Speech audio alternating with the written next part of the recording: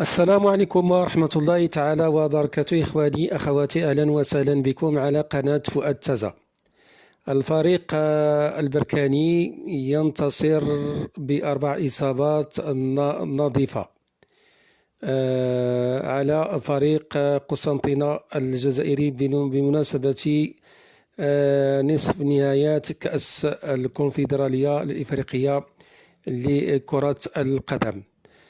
فالفريق البركاني كان سيطرة شبه تامة على المقابلة ولعب كرة جيدة بدون تسرع، حيث تمكن من تسجيل أربع إصابات.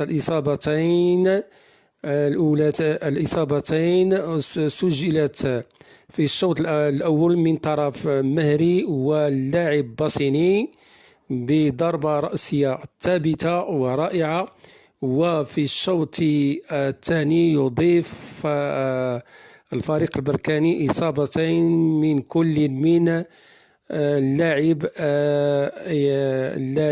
الملوي الذي أضاف إصابتين.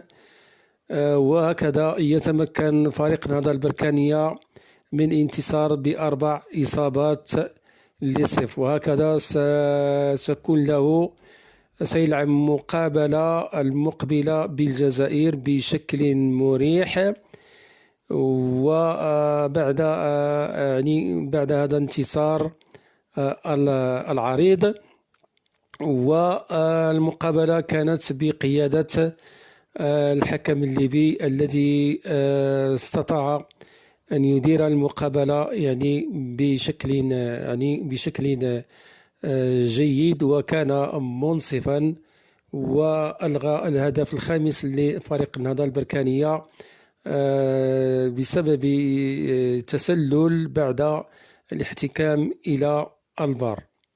إذن هنيئا للفريق البركاني على هذا الانتصار، وحظ سعيد له في المقابلة المقبلة بالجزائر.